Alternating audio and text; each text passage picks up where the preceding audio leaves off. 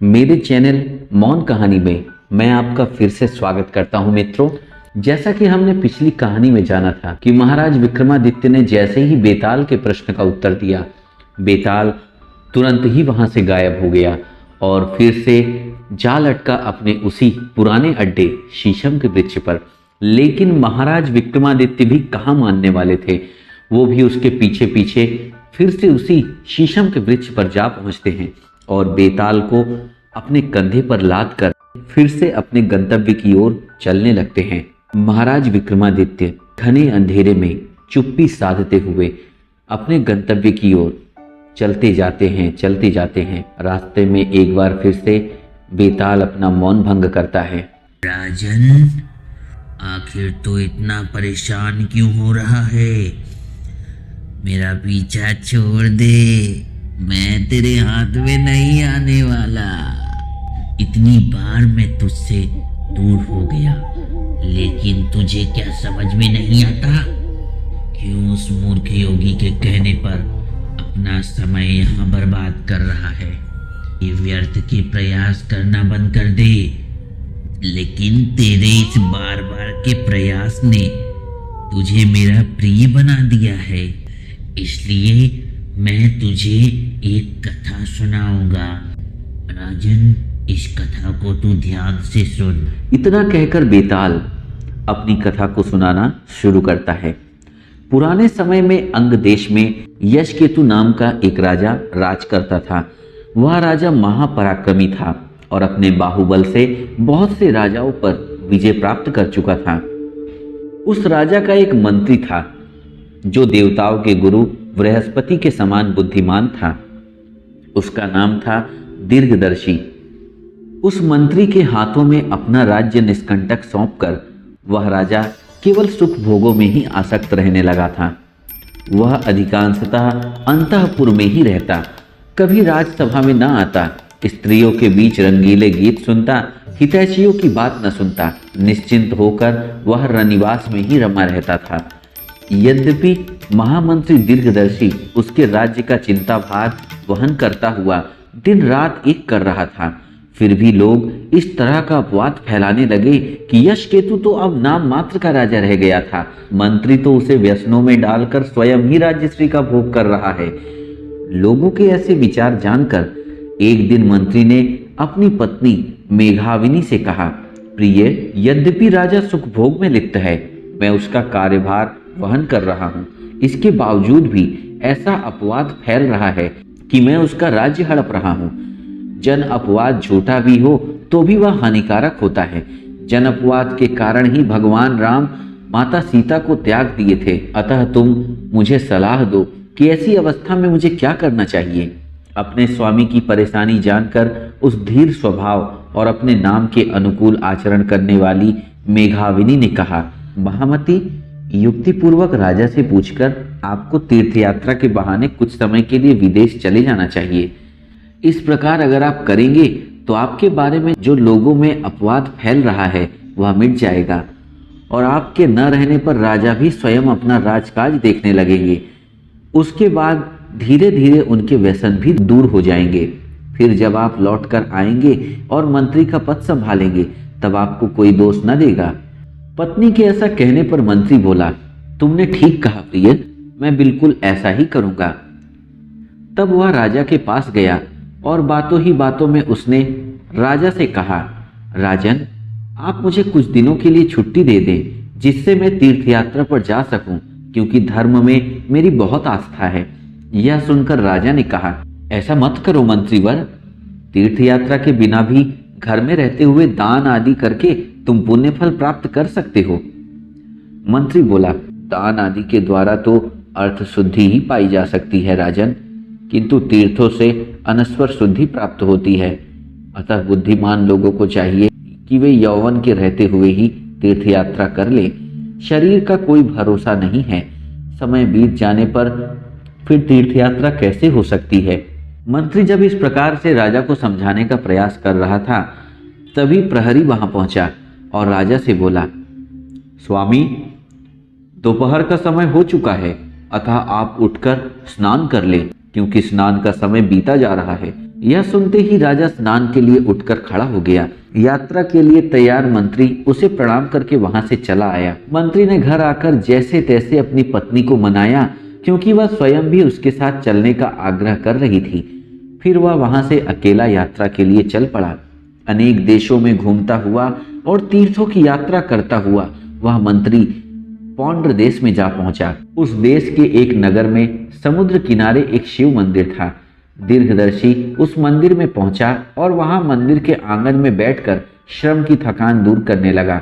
वहां देवताओं के पूजने के लिए आए हुए निधिदत्त नामक एक वणिक ने दीर्घदर्शी को देखा, जो दूर से आने के कारण धूल से भरा हुआ था और कड़ी धूप के कारण कुम्हला गया था।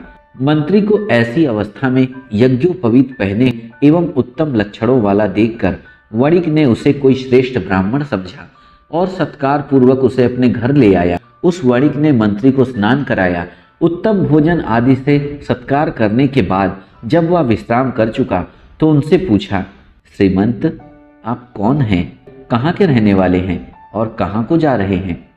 तब दीर्घदर्शी ने उसे गंभीरता पूर्वक कहा, मैं एक ब्राह्मण हूँ और तीर्थ यात्रा करता हुआ यहाँ आया हूँ।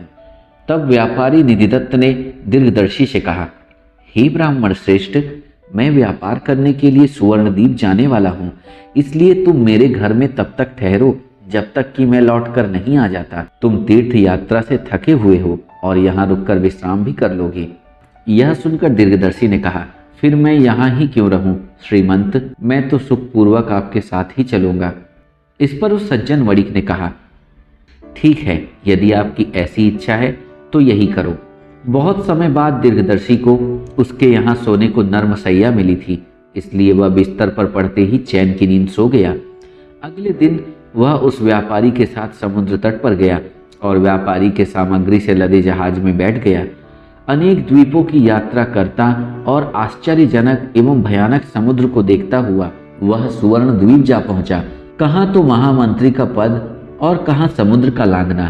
किसी ने सच ही तो कहा है, अपयश से डरने वाले सज्जन क्या नहीं करते। दीर्घदर्शी ने उस वणिक निधिदत्त के साथ खरीद बिक्री करते कुछ समय तक उसी द्वीप में निवास किया। उस वणिक के साथ जब वह जहाज पर बैठकर वापस लौट रहा था तब उसने समुद्र की लहर के पीछे उठते हुए कल्पवृक्ष को देखा। उस वृक्ष की शाखाएं मूंगे की तरह सुंदर थी और उसके स्कंद सुवर्ण जैसे चमकते हुए थे और वह मनोहर मणियों वाले फलों एवं पुष्पों से शोभित था। उस वृक्ष के स्कंद पर उत्तम रत्नों से युक्त एक पर्यक पड़ा हुआ था, जिस पर लेटी हुई एक अद्भुत आकार वाली सुंदर कन्या को उसने देखा। वह अभी उस कन्या के बारे में सोच ही रहा था कि कन्या वीणा उठाकर एक गीत गाने लगी, जिसके बोलों का अर्थ कुछ इस प्रकार था, मनुष्य कर्म का जो बीज पहले बोता है वह निश्चय ही उसका फल भोगता है। पहले किए हुए कर्मों के फल को विधाता भी नहीं टाल सकता। वह अलौकिक कन्या कुछ देर इस प्रकार गाकर उस कल्प वृक्ष जिस पर वह लेटी थी उस पूरे वृक्ष सहित समुद्र में विलीन हो गई। दीर्घदर्शी ने सोचा, यहाँ आज मैंने यह कैसा अद्भुत और अपूर्व दृश्य देखा। कहाँ यह समुद्र और कहाँ दिखकर विलीन हो जाने वाली गाती हुई अलौकिक स्त्री एवं वृक्ष। ऐसे अनेक आश्चर्यों की खान यह समुद्र सचमुच वंदनीय है। लक्ष्मी, चंद्रमा, पारिजात आदि भी तो इसी से ही निकले थे। ऐसा सोचकर दीर्घदर्शी अचरज में पड़ गया। यह देखकर नाविकों ने कहा, श्रीमंत, आप शायद यह कन्या को देखकर आश्चर्यचकित हो रहे हैं। यह उत्तम कन्या तो इस प्रकार यहाँ अक्सर दिखाई पड़ती है। यह दिखाई देती है और फिर समुद्र में विलीन हो जाती है। क्योंकि आपने इसे पहली बार देखा है इसलिए ऐसा आश्चर्य व्यक्त कर रहे हैं। हाँ, शायद यही बात है, दीर्घदर्शी बोला और उसी दिशा में देखता हुआ खामोश हो गया। काफी देर तक चलने के बाद अंत में जहाज ने लंगर डाला। दीर्घदर्शी उस व्यापारी निधिदत्त के साथ समुद्र के पार पहुंचा। किनारे पहुंचकर व्यापारी निधिदत्त ने जहाज से सारा माल उतरवाया। दीर्घदर्शी भी निधिदत्त के साथ उसके घर पहुंचा, जहां हंसी खुशी छाई हुई थी। थोड़े दिन निधिदत्त के यहाँ ठहरकर दीर्घदर्शी ने उससे कहा, मैंने तुम्हारे यहाँ सुखपूर्वक बहुत दिनों तक विश्राम किया। अब मैं अपने देश जाना चाहता हूँ, तुम्हारा कल्याण हो। निधिदत्त उसे जाने नहीं देना चाहता था, किंतु दीर्घदर्शी का आग्रह उसे स्वीकार करना ही पड़ा। दीर्घदर्शी उसे समझा बुझाकर वहां से चल पड़ा। केवल अपने ही बलबूते पर वह लंबी राह तय करके अपने अंगदेश के निकट जा पहुंचा। नगर के बाहर आए दीर्घदर्शी को उन गुप्तचरों ने देखा जिसे यश केतु ने उसकी खोज खबर लेने के लिए पहले ही नियुक्त कर रखा था। गुप्तचरों ने जाकर राजा को खबर पहुंचाई। मंत्री के बिछुड़ने से राजा दुखी था, अतः वह स्वयं ही उसकी आगवानी हेतु नगर के बाहर पहुंचा और उसके गले लगकर उसका अभिनंदन किया। दीर्घदर्शी को महल में लाकर राजा ने उसकी यात्रा का वृत्तांत पूछा तो दीर्घदर्शी ने सुवर्ण द्वीप तक के मार्ग का सारा वृत्तांत कह सुनाया। इतने में उतराई हुई उस अलौकिक कन्या का वृत्तांत भी उसने राजा को सुनाया, जो अद्वितीय सुंदरी थी और जिसे कल्प वृक्ष पर बैठकर उसने गाते हुए देखा था। उस कन्या की रूप राशि का वृत्तांत सुनकर राजा इस प्रकार कामवश हो गया कि उसके बिना अब उसे अपना जीवन निष्फल जान पड़ने लगा। उसने मंत्री को एकांत में ले जाकर कहा, उस कन्या को देखे बिना मैं जीवित नहीं रह सकूंगा, अतः मैं तुम्हारे बताए मार्ग से उसके पास जाता हूँ। तुम न तो इस काम से मुझे रोको और ना ही मेरे साथ चलो। मैं छिपकर अकेला वहां जाऊंगा। तुम मेरे राज्य की रक्षा करना, मेरी बात तुम टालना नहीं, अन्यथा तुम्हें मेरे प्राणों से हाथ धोना पड़ेगा। राजा ने अपनी बात के विरोध में मंत्री को कुछ कहने ही नहीं दिया और बहुत दिनों से उत्सुक उसके परिजनों के पास भेज दिया।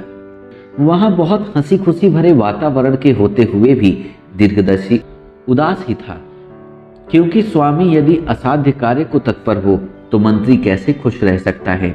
अगले दिन राजा दीर्घदर्शी को अपना राज्यभार सौंपकर रात को तपस्वी का वेश धारण कर नगर से बाहर निकला। मार्ग में मिले राजा ने कुशदत्त नामक मुनि को देखकर प्रणाम किया। मुनि ने तपस्वी वेशधारी राजा से कहा, तुम निश्चिंत होकर आगे बढ़ो। लक्ष्मी दत्त नामक वणिक के साथ जहाज से समुद्र में जाकर तुम उस इच्छित कन्या को पाओगे। मुनि की बातें सुनकर राजा बहुत प्रसन्न हुआ। वह मुनि को प्रणाम करके आगे बढ़ा। अनेक देशों, नदियों और पहाड़ों को पार करता हुआ वह समुद्र तट पर जा पहुंचा। वहां मुनि के कथन अनुसार उसकी भेंट लक्ष्मी दत्त नामक व्यापारी से हुई, जो सुवर्ण द्वीप जाने की इच्छा रखता था। राजा के पैरों में चक्र का चिन्ह तथा राजोचित मुख मुद्रा आदि देखकर उस वणिक ने उसे प्रणाम किया। राजा उसी के साथ उसके जहाज पर चढ़कर समुद्र में गया। जहाज जब बीच समुद्र में पहुंचा तब जल के भीतर से वही कल्पवृक्ष निकला, जिसके ऊपर वह कन्या को देखने लगा। इसी बीच वह वीणा बजाती हुई यह सुंदर गीत गाने लगी। मनुष्य कर्म का जो बीज पहले होता है वह निश्चित तौर पर ही उसका फल भोगता है। पहले किए हुए कर्मों के फल को विधाता भी नहीं टाल सकता। अतः देवयोग से जिसके लिए जहां जो और जैसा भी है उसे वह वही और उसी प्रकार प्राप्त करने के लिए विवश है, इसमें कोई संदेह नहीं है। राजा ने जब उसके द्वारा गाया गया वह गीत सुना जिसमें भविष्य का संदेश था, तब वह काम बाणों से आहत हो गया और थोड़ी देर तक तो उस कन्या को ही देखता रहा। अंत में वह राजा झुककर इस प्रकार समुद्र की स्तुति करने लगा, हे रत्नाकर, हे अगाध हृदय, तुम्हें नमस्कार है। तुमने इस कन्या को अपने भीतर छिपाकर विष्णु को लक्ष्मी से वंचित किया है। जब तुमने पंखों वाले पर्वतों को आश्रय दिया तब देवता भी तुम्हारा अंत नहीं पा सके। हे देव, मैं आपकी शरण में आया हूँ, मेरी कामना पूरी करो। जब राजा इस प्रकार स्तुति कर रहा था तभी वृक्ष सहित वह कन्या समुद्र में विलीन हो गई। यह देखकर राजा भी उसके पीछे पीछे समुद्र में कूद पड़ा। सज्जन व्यापारी लक्ष्मी दत्त ने यह देखकर यही समझा कि राजा निश्चय ही मर गया। इस दुख से वह भी देह त्याग को उत्सुक हुआ। उसी समय आकाशवाणी हुई जिसने उसे इस प्रकार आश्वासन दिया, ऐसा दुस्साहस मत करो। डूबे हुए इस मनुष्य को समुद्र में कोई भय नहीं है। तपस्वी वेशधारी इस राजा का नाम यशकेतु है।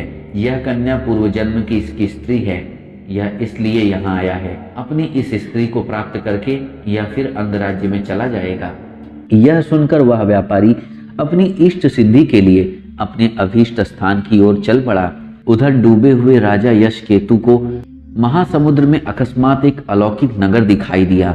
वह बड़ा ही आश्चर्यचकित हुआ। वहां जगमगाती मड़ियों के खंभे वाले, स्वर्ण से दमकती दीवारों वाले और मोतियों की जाली से युक्त खिड़कियों वाले प्रासाद थे। वहां सरोवर थे जिनकी सीढ़ियां अनेक प्रकार की रत्नशिलाओं से बंधी थी और उपवन भी थे जिनमें कामना पूर्ण करने वाले कल्पवृक्ष थे। इन सब से वह नगर अत्यंत शोभित हो रहा था। राजा ने हर घर में जा जाकर अपनी प्रिया की खोज की, किंतु वह उसे कहीं दिखाई न दी। तब वह एक ऊंचे मणि भवन पर चढ़ गया और उसका द्वार खोलकर भीतर जा पहुंचा।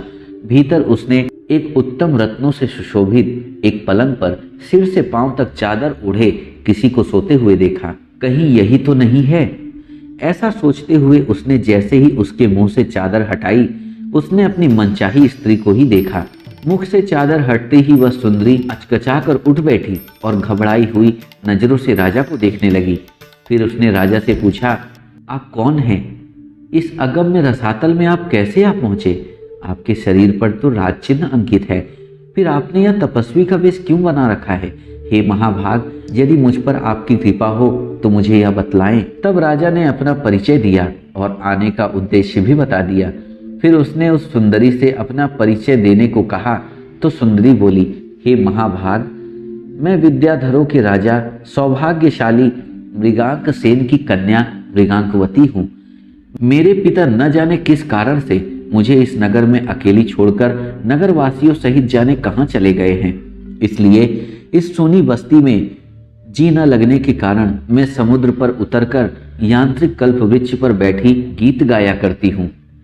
मृगांकवती के ऐसा कहने पर उस मुनि की बातें स्मरण करते हुए राजा ने उसे अपनी प्यार भरी बातों से इस तरह से रिझाया कि प्रेमवश होकर उसने उसी समय उस वीर राजा की पत्नी बनना स्वीकार कर लिया, किंतु साथ ही एक शर्त भी लगा दी। उसने कहा, आर्यपुत्र, प्रत्येक मास में शुक्ल तथा कृष्ण पक्ष की अष्टमी और चतुर्दशी को 4 दिन के लिए मैं आपके पास उपलब्ध नहीं रहूंगी। इन दिनों में मैं जहां चाहूं आप ना तो मुझे रोकोगे और ना ही कोई प्रश्न पूछोगे और मुझे जाने दोगे। बोलो, क्या यह स्वीकार है? हाँ प्रिय, मुझे स्वीकार है। राजा के ऐसा कहने पर अलौकिक कन्या ने उसी समय गंधर्व विधि से विवाह कर लिया। राजा उसके यहाँ रहते हुए दाम्पत्य जीवन का सुख प्राप्त करने लगे। जब कई दिन बीत गए तो एक दिन मृगांकवती ने उससे कहा, आर्यपुत्र, मैंने जिसके बारे में आपसे कहा था वह कृष्ण पक्ष की चतुर्दशी आज ही है। मैं काम से कहीं बाहर जा रही हूँ, आप यहीं मेरी प्रतीक्षा कीजिए। किंतु स्वामी, यहाँ रहते हुए आप उस स्फटिक के भवन में मत जाना, क्योंकि वहाँ की वादी में गिरते ही आप भूलोक में पहुँच जाएंगे। इस प्रकार राजा को समझा बुझाकर वह नगर से बाहर चली गई। राजा के मन में कौतूहल हुआ, इसलिए हाथ में तलवार लेकर वह भी छिपकर उसके पीछे पीछे गया। वहां राजा ने आते हुए एक राक्षस को देखा। वह अंधकार की तरह काला था और वह अपना मुंह खोले हुए था, जिससे वह साकार पाताल की भांति जान पड़ता था। उस राक्षस ने घोर गर्जन के साथ झपटकर मृगांकवती को अपने मुंह में डालकर निगल लिया। यह देखकर राजा सहसा क्रोध में जल उठा। उसने बिल से निकले हुए सांप के समान अपनी तलवार म्यान से निकाली और दांतों से होंठ दबाकर झपटते हुए उस राक्षस का सिर काट डाला। उस राक्षस के धड़ से निकलते हुए रक्त से राजा की क्रोधाग्नि तो बुझ गई, किंतु उसके पत्नी के वियोग की अग्नि न बुझ सकी। राजा उसके मोह अंधकार से अंधा सा हो गया। वह किंकर्त विमूढ़ की भांति बन गया था। तभी जैसे दिशाओं को प्रकाशित करता हुआ निर्मल चंद्रमा प्रकट होता है, वैसे ही उस राक्षस के मेघ मलिन शरीर को फाड़ती हुई जीती जागती और अच्छत शरीर वाली मृगांकवती निकल आई। राजा ने आश्चर्य से देखा कि उसकी प्रिया संकट को काट आई है। उसने आओ आओ ऐसा कहते हुए दौड़कर उसका आलिंगन कर लिया। राजा ने जब यह पूछा, प्रिय, यह स्वप्न है या कोई माया है? तब उस विद्याधरी ने उससे कहा, आर्यपुत्र, न तो यह कोई स्वप्न है और न ही माया ही है। विद्याधरों के राजा मेरे पिता ने मुझे जो शाप दिया था उसी का परिणाम है यह। मेरे पिता पहले यहीं रहते थे। अनेक पुत्रों के होने पर भी वह मुझसे बहुत स्नेह करते थे और कभी भी मेरे बिना भोजन नहीं करते थे। शिव के पूजन में रुचि होने के कारण मैं शुक्ल और कृष्ण इन दोनों पक्षों की अष्टमी और चतुर्दशी को इस निर्जन स्थान में आया करती थी।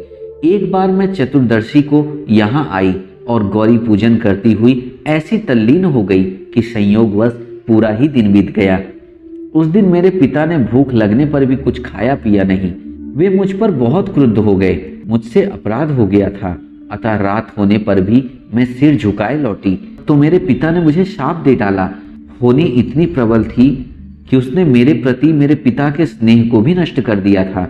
उन्होंने कहा, जिस प्रकार तुमने मेरी उपेक्षा करके आज मुझे दिन भर भूखा रखा, उसी प्रकार हर माह की केवल अष्टमी और चतुर्दशी तिथियों को जब तुम शिव पूजन करने के लिए नगर के बाहर जाओगी, कृतांत संत्रास नाम का राक्षस तुम्हें निगल जाया करेगा, किंतु तुम बार बार उसका हृदय फाड़कर बाहर जीवित निकल आओगी।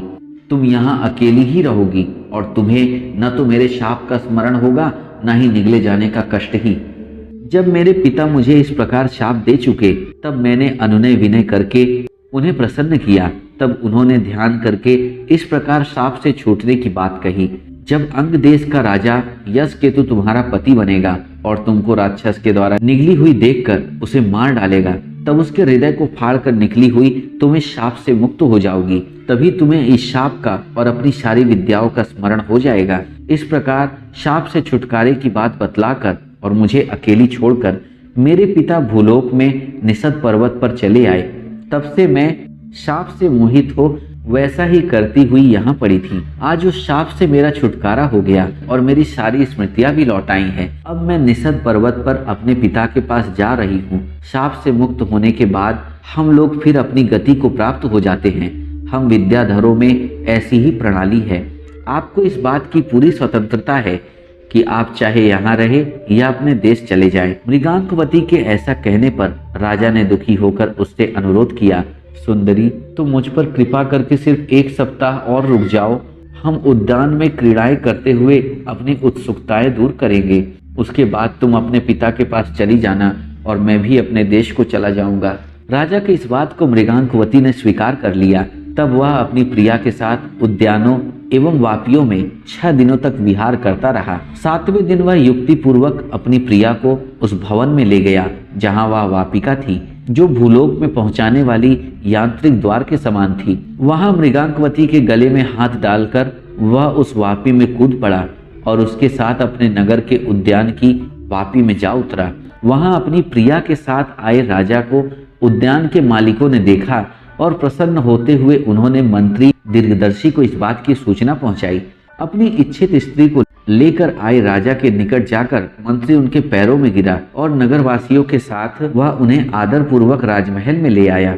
मंत्री ने अपने मन में सोचा, राजा ने इस अलौकिक स्त्री को कैसे प्राप्त कर लिया, जिसे मैंने क्षण मात्र के लिए आकाश में चमकने वाली बिजली के समान देखा था। सच है कि विधाता जिसके ललाट पर जो कुछ लिख देता है, वह कितना ही असंभव होने पर भी उसे अवश्य ही प्राप्त कर लेता है। मंत्री जब ऐसा सोच रहा था, तब दूसरे नागरिक भी राजा के वापस आने से प्रसन्न हो रहे थे और उस अलौकिक स्त्री की प्राप्ति के कारण आश्चर्य कर रहे थे।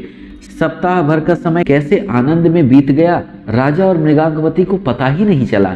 7 दिन बाद एकाएक मृगांकवती को अपने पिता के पास जाने की याद आई और उसने विद्याधरों की गति प्राप्त करने की इच्छा की, किंतु अब उसे आकाश में उड़ने की विद्या स्मरण नहीं आई। यह जानकर उसे बहुत दुख पहुंचा। वह उदास रहने लगी। राजा ने जब उससे उदास रहने का कारण पूछा तो उसने बताया, आर्यपुत्र, शाप से मुक्त होने पर भी मैं इतने दिनों तक तुम्हारे प्रेम के कारण यहाँ रह गई हूँ। इससे अपनी विद्या को भूल गई हूँ और मेरी अलौकिक गति भी नष्ट हो गई है। यह सुनकर राजा यशकेतु बहुत प्रसन्न हुआ। अपनी विद्याधरी पत्नी के हमेशा उसके साथ रहने की कल्पना से उसके मन में आनंद के लड्डू फूटने लगे। अपनी प्रिया को मैं इतने कष्ट उठाकर यहाँ लाया हूँ, अब वह हमेशा यही रहेगी, क्योंकि अपनी मायावी शक्तियाँ अब वह भूल चुकी है। राजा ने दीर्घदर्शी को इस प्रकार बताया। यह सुनकर दीर्घदर्शी अपने घर गया और उसी रात सोते समय उसका हृदय फट जाने से उसकी मृत्यु हो गई। दीर्घदर्शी की मौत से राजा को बहुत शोक हुआ, किंतु समय बहुत बलवान होता है। वह भारी से भारी शोक को धीरे धीरे समाप्त कर देता है। राजा भी दीर्घदर्शी की मृत्यु के गम को भूलता गया और मृगांकवती के साथ रहकर बहुत दिनों तक राजकाज चलाता रहा। यह कथा सुनाकर विक्रम के कंधे पर बैठे बेताल ने उससे पूछा, राजन, अब तुम मुझे यह बतलाओ कि राजा यशकेतु का वैसा अभ्युदय होने पर भी उसके महामंत्री दीर्घदर्शी का हृदय क्यों विदीर्ण हो गया? क्या उसका हृदय इस शोक से फट गया कि उसे वह अलौकिक स्त्री नहीं मिल सकी, अथवा वह राज्य की इच्छा रखता था, या फिर राजा के वापस लौट आने से उसे जो दुख हुआ उसके कारण उसकी मृत्यु हुई? राजन, यदि तुम जानते हुए भी मेरे प्रश्न का उत्तर नहीं दोगे तो तुम्हारे धर्म का तो नाश होगा ही, और तुम्हारा सिर भी खंड खंड होकर के फट जाएगा। यह याद रखना राजन। यह सुनकर राजा विक्रमादित्य ने बेताल से कहा, महाभाग, उत्तम चरित्र वाले उस मंत्री श्रेष्ठ के लिए इन दोनों में से कोई भी बात उचित नहीं जान पड़ती। इसके विपरीत उसने यह सोचा होगा कि जिस राजा ने केवल साधारण स्त्री में लिप्त होकर राज्य की उपेक्षा की थी, अब अलौकिक स्त्री के प्रति अनुरक्त होने पर उसका हाल क्या होगा? फिर इसके लिए उसने जो इतना कष्ट उठाया, उससे लाभ के बदले हानि अधिक हो गई।